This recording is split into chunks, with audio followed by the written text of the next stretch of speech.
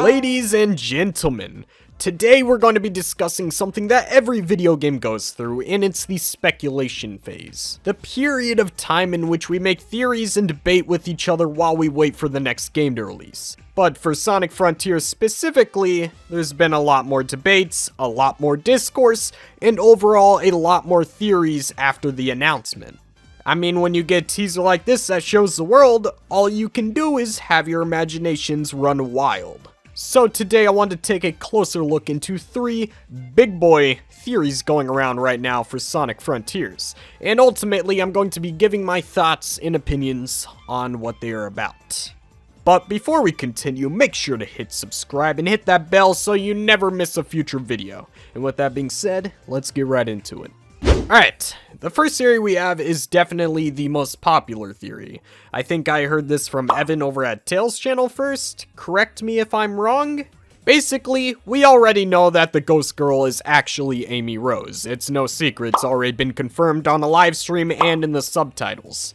But that's not the theory. The theory is about why Amy is inside of Sonic's head giving him a telekinesis therapy session. Well, a possible reason is that maybe all of Sonic's friends are trapped, and this is Amy's way of speaking to Sonic for help. Now, at first, this seems like a bit of a stretch. The idea of Amy speaking to Sonic was already too much to comprehend. But then again, we were given a possible hint of information from Sega themselves. A popular streamer that goes by GamesCage or Fidel tweeted out, "Amy is a giant mech," and then he went Super Saiyan on his keyboard. I don't really know what happened there. But the main reason why this tweet is important is because Sega replied to the tweet saying, "You're not ready." You're not ready? Huh? You trying to say something, Sega? Is there something you meaning to tell us, man? Amy might be stuck in this giant colossus-like character, and that's the main theory. To top it all off, Sega deleted the tweet, because as everyone knows, destruction of evidence is less incriminating than letting it sit in the open. Now, does this mean that Amy is actually stuck in the Colossus? Well, not necessarily. The tweet Sega put out was very vague and it could have meant anything. However, I will say that this is heavily suspicious because of all tweets they could have said this to, they said it to a theory tweet that supports Amy being in the Colossus. Like, you already know that people strolling by, if they saw Sega making this reply to this tweet, they're most likely going to believe that theory to be true. I feel that Sega knew what they were doing with that tweet, or apparently not since they deleted it. And I know that when it comes to Sonic properties, people can say some random stuff that could mean absolutely nothing, but I still think you should keep this theory in the back of your mind. Because again, there is some pretty interesting evidence right here for us to look at. But there is still more to this theory that I want to discuss. And what I'm about to talk about doesn't have much evidence, it's just branching off of the Amy being stuck in the Colossus theory. Now, since Amy is stuck in one of these giant mech things, what if the other Sonic characters are too? Because we haven't seen much of anything concerning the other characters in the Sonic cast. What if the main objective of this game is to free Sonic's friends from the giant mechs? Because then the absence of Sonic characters would make a ton more sense. Also, it just sounds like a really cool concept for gameplay. It's kinda like collecting the 8 gym badges from Pokemon or collecting the 8 melodies from Earthbound.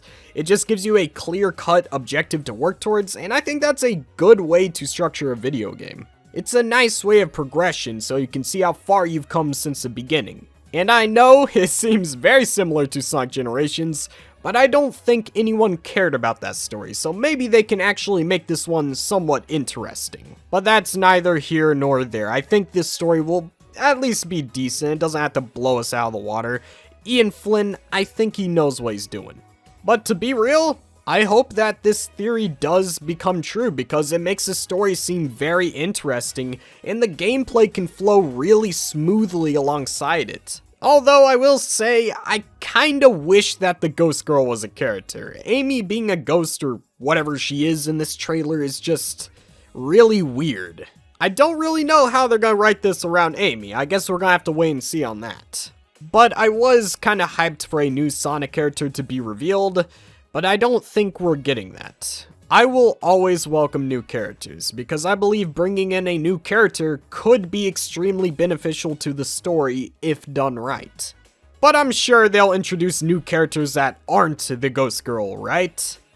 Right? Like, they gotta give us some kind of new character, you know?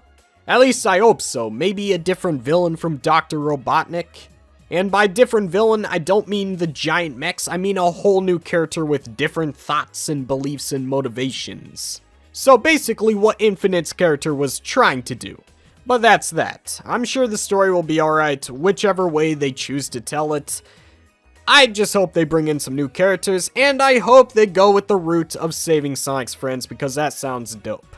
Anyways, moving on.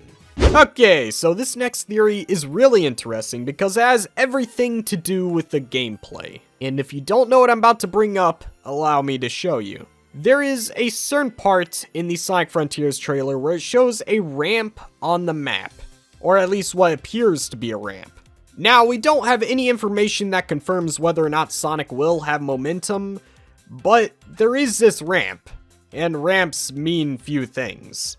But in Sonic's case specifically, it usually means that Sonic will be doing some momentum-based gameplay. Now, what's strange about this is that none of the leaks that we have gotten has definitively said that there will be momentum at play with Sonic's moveset. The only mention of momentum that I could find is from the Dacky leak, to which his source said that Sonic would slightly pick up speed going downhill, but doesn't exactly remember if that's correct. And by the way, Dacky's an awesome content creator, I consider him trustworthy, so go support him down below in the credits because he deserves some love. Anyways, from that information, it's hard to say how Sonic will control in the open world. We could have adventure, boost, or maybe something in between, we just simply do not know. Although we do know that the boost will be in the cyberspace levels, but we don't know if they'll bring the boost into the open world. Like, how exactly would that work? I feel like that would be way too overpowered unless they can find a way to limit the boost by a mechanic or something. So I'm going to say that this theory is more than possible, but not confirmed. That ramp could be used for literally anything. Maybe for Sonic to boost up it so he can land on the structure in front of it. I don't know, you don't know, we're gonna have to wait and see. So for sure, keep this theory in the back of your mind because this has the most plausibility out of every theory in this video. Anyways, it's time to move on to something very interesting. Okay, this is one that I really hope is not correct. Infinite returning to Sonic Frontiers. Now, I really got stressed that I do not want this guy back on any Sonic form of media, period. I will get into that in a second, but let's talk about the evidence. This theory was popularized and pretty much brought to our attention by the legend Twip. And basically, there was another leaked post that dates back before all of the Sonic Frontiers announcements about the playtests with the game. And in his experience, he says, and I quote, "You collect Chaos Emeralds and enter a force in the middle of the map and become supersonic. You have to climb up a giant kaiju as if it's a colossus or something. When you finally get to the top, you start wailing on him. Parts of Infinite's theme starts playing during this." Which lines up with what the other leak says, but this one involves Infinite's theme being a part of it. Why? Why? Alright, look. It could have been a placeholder. I'm going to say it was a placeholder because my brain is refusing to accept Infinite returning. If for some reason Infinite somehow returns in this game, I know it's petty, but I might not like the story that much. With a character like Infinite, I feel that no writer can make his character good now. I think his character is forever doomed because of how poor his writing was from the beginning. If you can't understand a villain's purpose, or even worse, find it to be extremely garbage, how are you supposed to make that character good? Look, I love Ian Flynn, but I don't know if he can fix him, alright? Infinite, he's gone, bro. Infinite was called weak, and that's why he's evil. He lets his enemies get away. He is very lame and has zero personality. His personality is literally edge. And that's not even me making a funny joke. That is his personality. He is edge. How do you fix that? You'd have to literally reboot the character and pretend like Forces never existed. And look, when Forces was first coming to light, I loved the idea of Infinite. I thought Infinite's design was cool, and I thought the idea of his character was just overall really good for a Sonic game story. But the damage is already done. You can't fix his character now. Because even if he has a cool plot in Frontiers, I'm going to be thinking about how all this started from him being called weak. It just doesn't work. Unlike Infinite, there are some other characters that could use a second chance, like Mephiles. But that's because Mephiles, despite being in a bad story, his character wasn't that bad. His dynamic with Shadow was the best part about Sonic 06. His character was never ruined by dumb stuff, so bringing him back won't feel stupid. He wasn't created from being called weak, he is an actual threat, he literally killed Sonic! So Sonic Team, if you're gonna bring back a villain, just bring back Mephiles, don't even touch Infinite. Although it probably would be a bad idea to bring back Mephiles because, you know, everybody would be looking at it and be like, Sonic 06, you know, put that in their review. It's very annoying, but, you know, Mephiles is an awesome character. I think we can all agree for the most part. I don't know if everyone agrees with that. I do at least. But again, not confirmed that Infinite's returning, not even close. I hate this theory, and if it's true, I guess I can pretend like this game's story never existed. I've done it with many other Sonic games in the past. I can do it again, although I really do not want to. All I'm asking for is for the gameplay to be good. I don't care that Sonic looks out of place. I don't care if the story's good. I just want the game to be fun. That's all I'm asking for. If you got that down, I will be satisfied. Just don't mess up the gameplay, that's all I'm asking.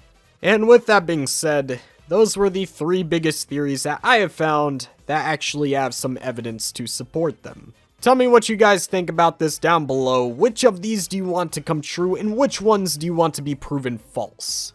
I'd like to see what you guys have to say. And with that, I think it's a good time to end the video. I will see you guys very soon with some really cool new content that I've made. Love you guys. Adios.